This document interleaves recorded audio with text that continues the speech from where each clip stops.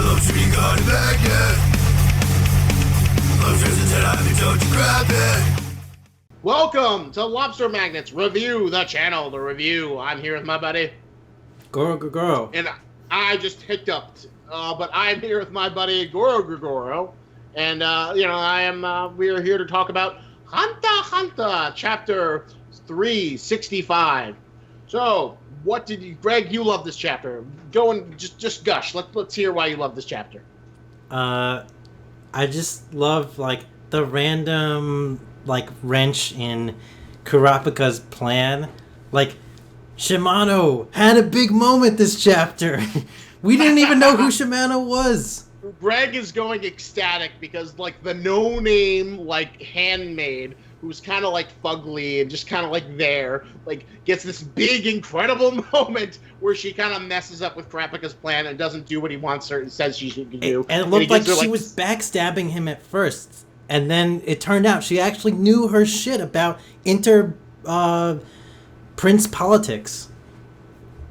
Yes, since we learned that, like, what I think it's the second or the third prince, Zhang He is, like, the most sensible one. He's, like, the sort of, like, Indian-looking one. He's got, like, the sun and beast. Yes. Zhang he was, like, very,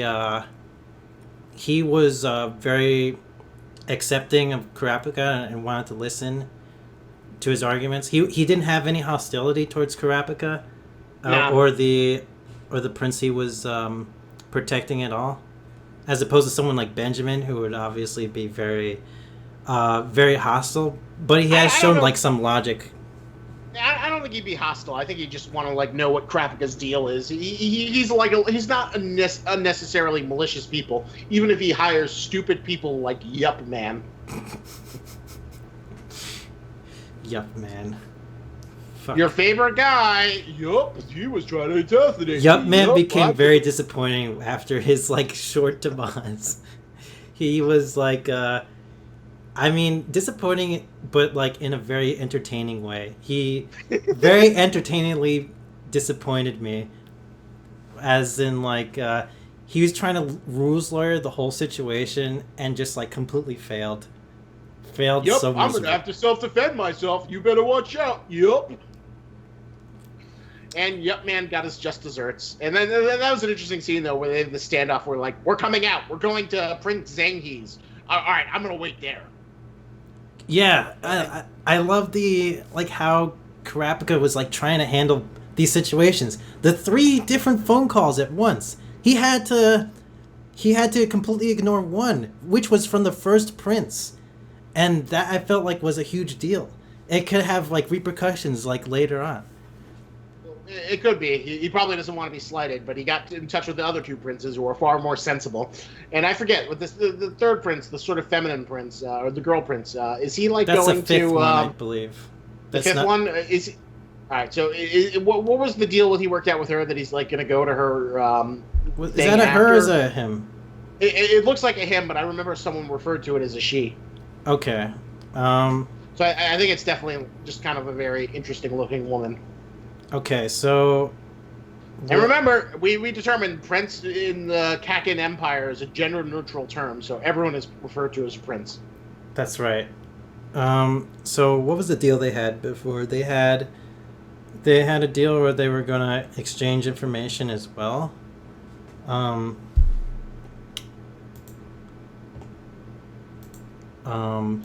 it was it was a very standoffy kind of thing because they said, you know, we don't care what your situation is. You will accept the terms, or, you know, you'll face the consequences. It was much more forceful, where it was like, we're not going to understand you. The only benefit Kurapica has is to give them information, and we won't be your enemies. Right. Which, to Kurapica, like, the less shit he has to deal with. Although, one thing I was confused is he still in Emperor time? He said something about wearing... He's still in Emperor time because in order for the queen is her name Obito? I like to say Otihime, like the girl from One Piece, the fish girl from One Piece, but I don't know. That's what I call her, Otihime, in my mind. Okay, well, whatever her name is, the queen, she still has his ability in her. As long as she still has that ability chained to her, Kurapica has to be an emperor time, and his life is being like slowly drained while he's dealing with all these politics. And it's like the worst thing. It's like not even anything he really gives a shit about too. So like this is like the worst situation for him to like have like, what's the rule? Like 1 second equals 1 hour of time, right? I really want to go back and look at that actually. Yeah, I think it was like 1 second is equal to 1 hour.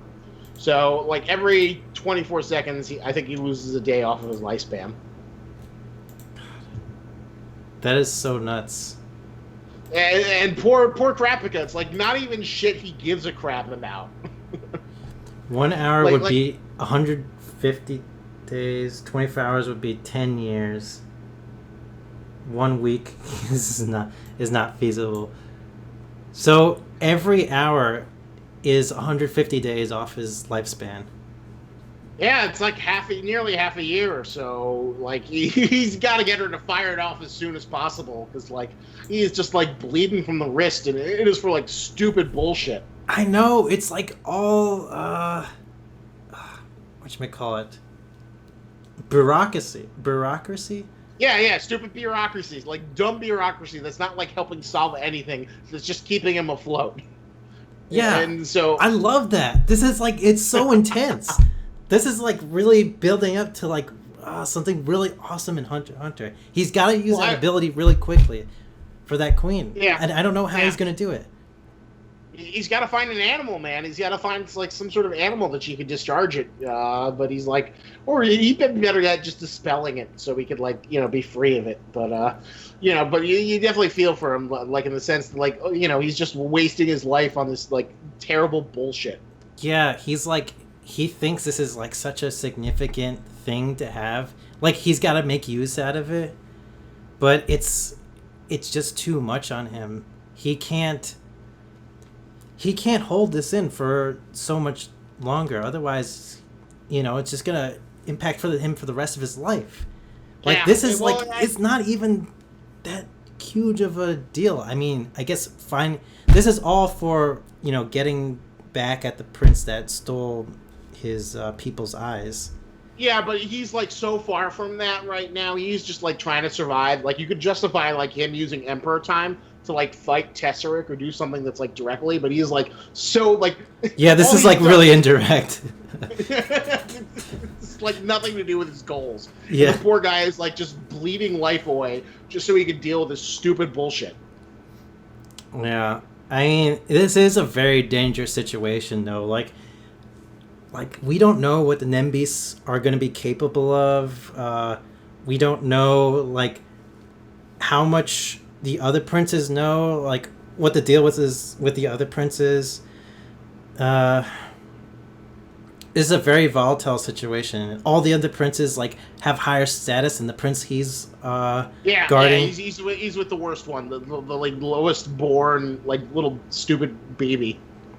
Exactly, and the prince can't even talk for himself. Oh, it's Queen Oito, by the way. Okay, so Queen Oito, poor woman who we assume is like some sort of like, sexy woman who like shacked up with the king and just got stuck with it so she could accept, riches and fame and all the luxuries that come with it. I think they even had a little backstory for her. Yeah, they did. You're before right, his hiatus. Ago. Yeah. They talked about her position, how she didn't really care, but then when she gave birth to Prince Wobble, she felt guilty that she like, pushed this poor life thing that never asked for it into this like bloodbath. Yeah. She was very young and not that smart to begin with. When she found Prince Kakin, she was just like poor, and then she had riches and everything, but went into a really shitty lifestyle, being like married to the king as well. She's just like found herself in a really unfortunate situation to have like one of the most unfortunate situations to have a child in. at the moment. Yeah. Well, it's kind of like expected. The king's like this, horrible pervert monster who just likes, screwing bitches, and that's what he does. He's this lustful creature who is, just can't stop reproducing. Yeah, I'd love to see a flashback of like the king and how he won his succession ceremony. Did he even have a succession ceremony? Yeah. They said they've been having it for generations. So, assumingly, he had to win it. Okay. That's just like the educated guess, but so Greg, you definitely enjoyed all that, and like to tell more about your favorite character, the ugly little maid who like made the drastic decision to play the Game of Thrones for Prince politics. Yeah, I just love that wrench that threw into Kurapica's plans. He like gives that very dramatic stare back at her. She's like, "You ruined everything." But it turned out, she was actually like more on top of like interprince politics than Kurapica was, and he even admitted like towards the end, like, "All right, from now on, I'm gonna ask you for advice on all prince interprince negotiations and dealings." Yeah, it's interesting that Togashi, like within that like 1 or 2 pages, like turned her into an interesting player versus just like a background piece of cannon fodder. Yeah, and I feel like Togashi does like these very interesting divergent things in the story. That is something that I feel like something like Promised Neverland could probably do, and to great success, to make Promised Neverland even better. I don't know. There are very few mangakas who could like pull off what Togashi does, just because like, anyone else does it. It comes across as stupid and terrible and exposition-y, but Togashi is like such a master of like filling it with interesting information that you go along with it, even though anyone else you'd say, this is terrible writing, you're not supposed to just give us stupid info dumps. But Togashi just manages to have like enough detail and enough real-world stuff that it feels like the most interesting stuff in the world. And I feel like that's like Greg, you should have learned it when you tried to emulate it in your little comic that you did about the... That's why I try to do it, right?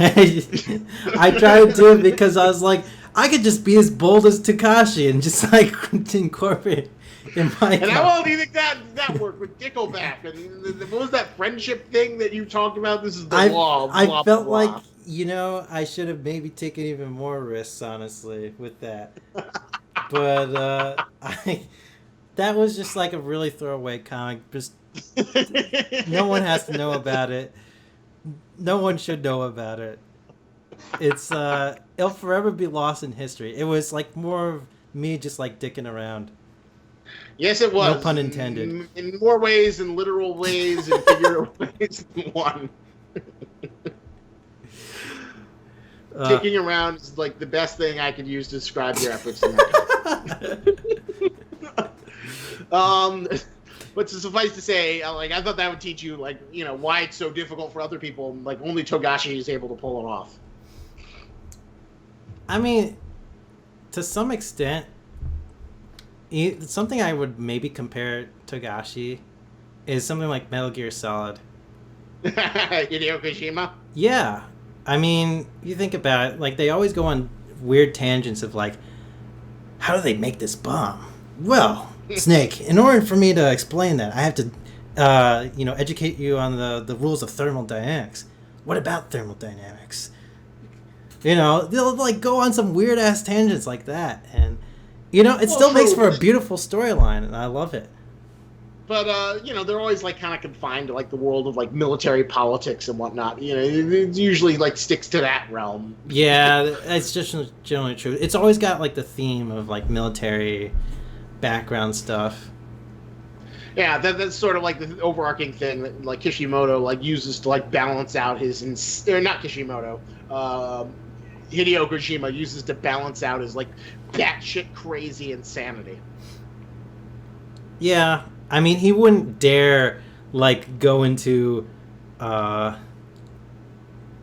something like diving into the intricacies of well, actually maybe he would, of something like archaeology, of like how to dig up like some crazy archaeology.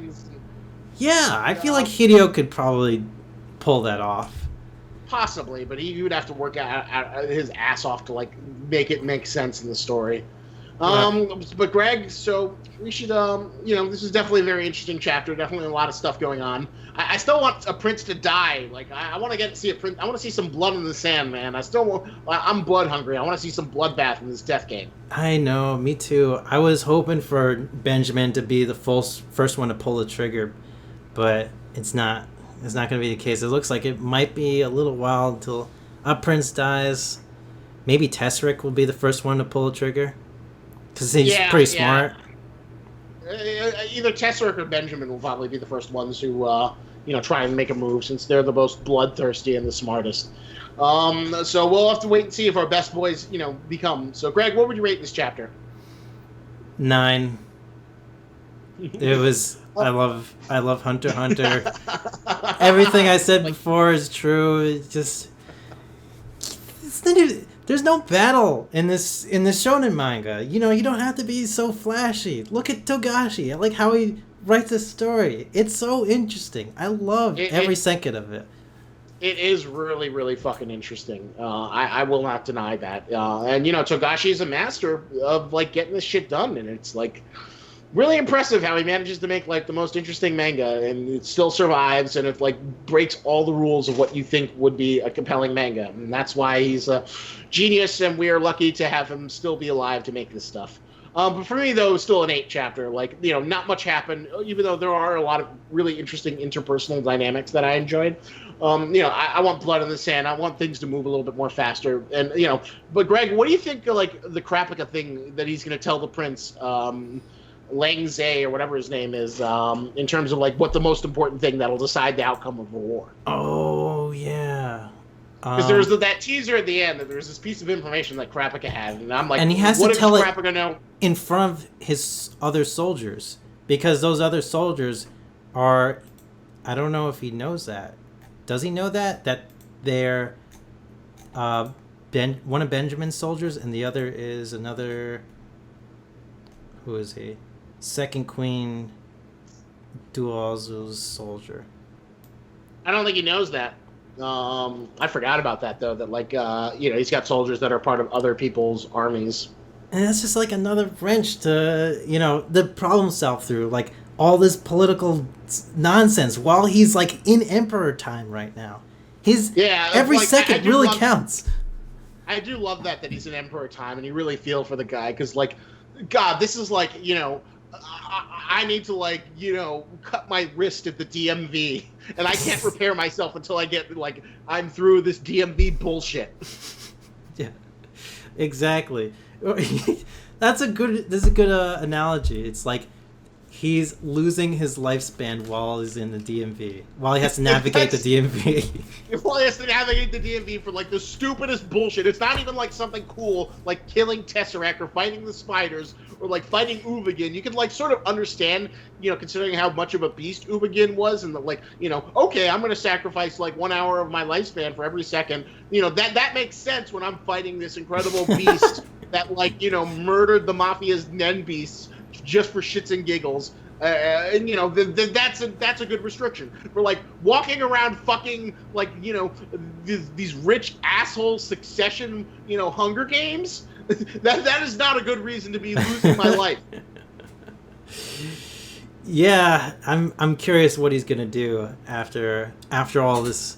Like, this is obviously not taking a short time. This is like at least taking probably 30 minutes or more, like, so far, like, dealing with all these princes.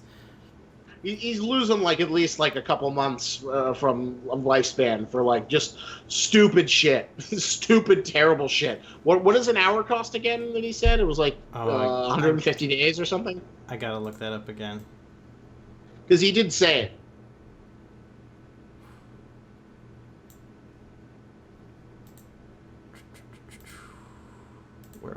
Where was it?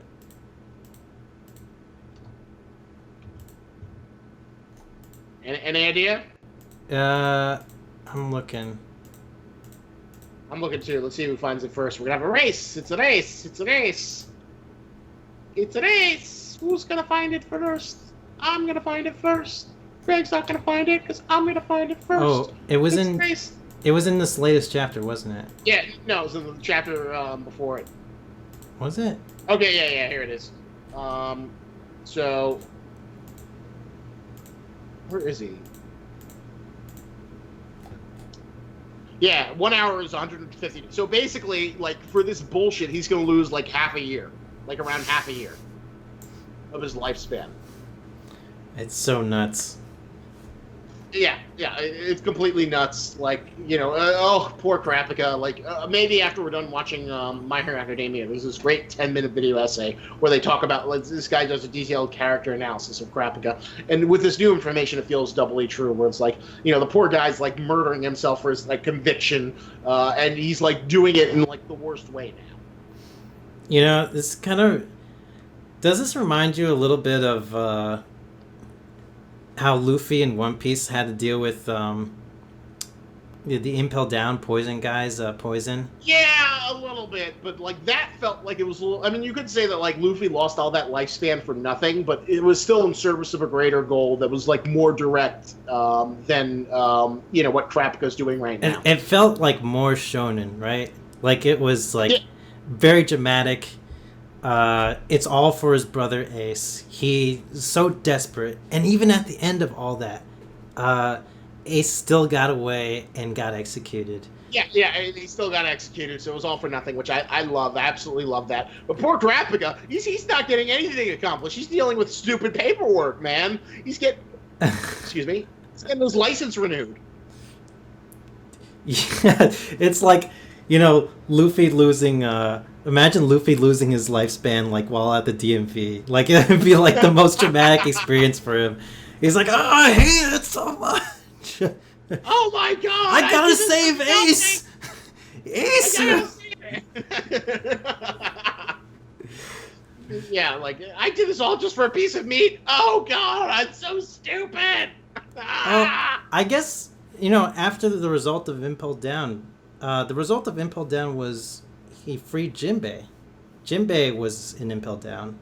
Yeah, and he got out of Impel Down ultimately, and he got his like little ragtag team of like previous villains to like escort him on the way to like the Marineford battle. And it looks like Jinbei is gonna be part of the Straw Hats crew, so it's like he got a crew member essentially going to Impel Down.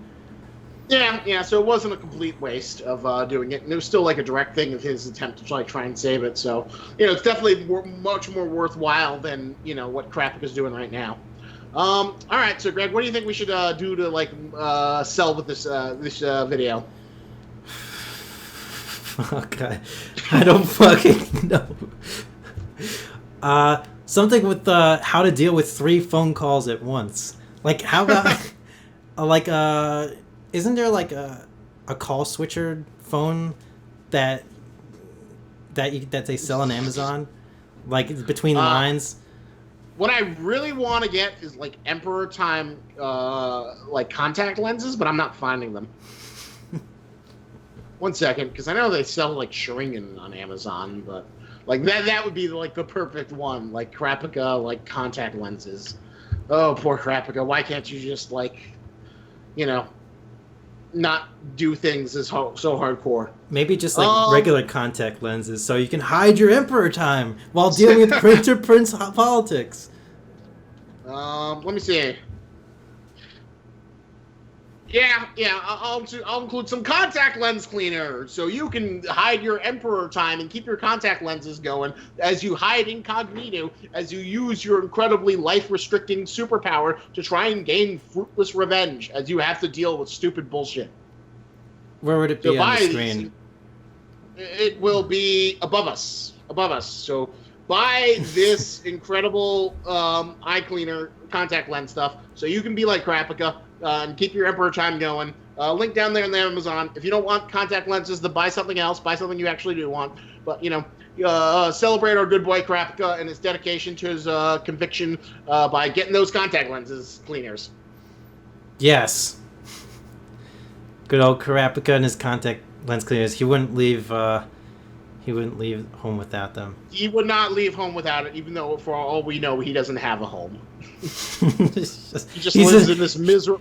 He lives in a basement with, like, a bunch of eyes staring at him of his people.